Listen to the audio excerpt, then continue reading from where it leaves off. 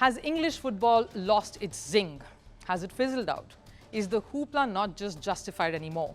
And why are the football stars not shining so bright for the English sides? I'm asking this because of what's happened at the Champions League and the Europa Leagues.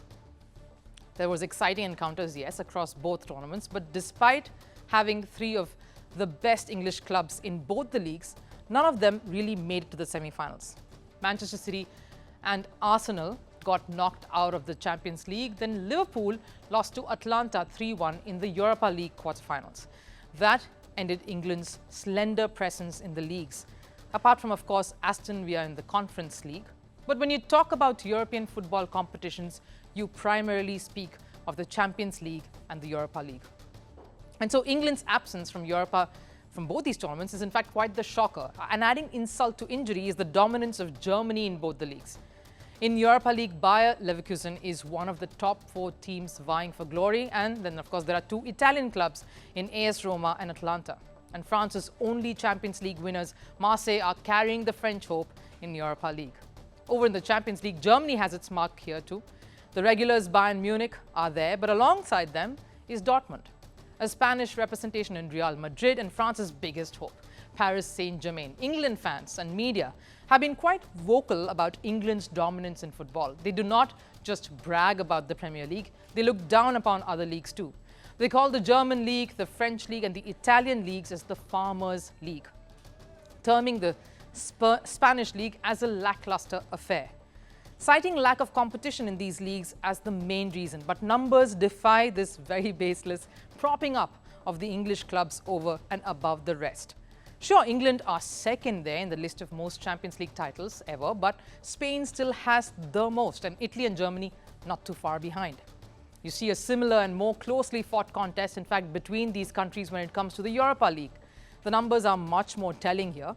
Spain continuing their dominance in this one too.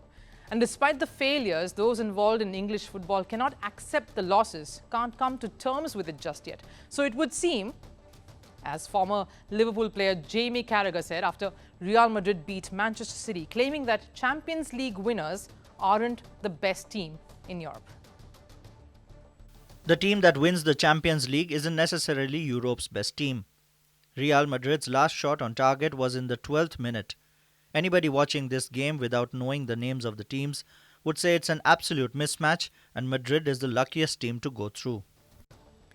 That's a puzzling statement from Carragher. Isn't the point of the Champions League to find Europe's best? It's like saying a World Cup winner isn't the best in the world.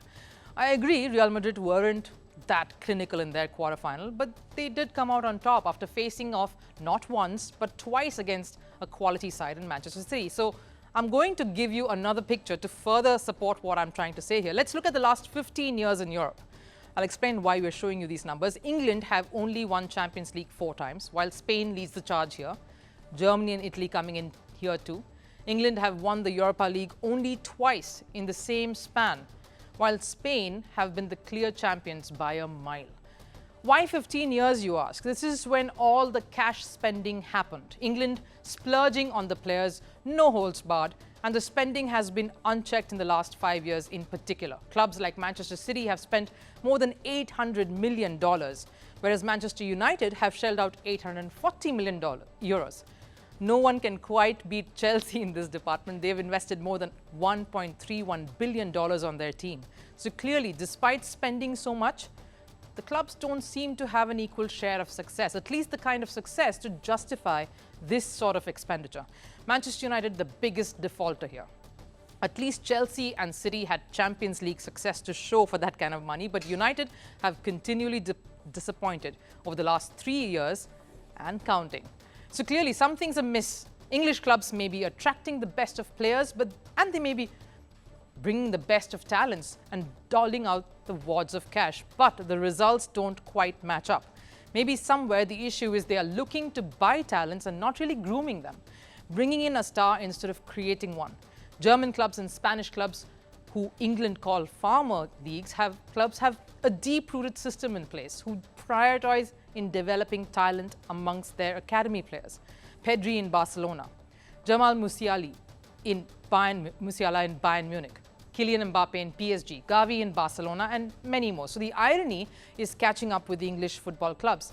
There are some examples of young talents across English clubs too, don't get me wrong here, but maybe there needs to be a larger change in thinking.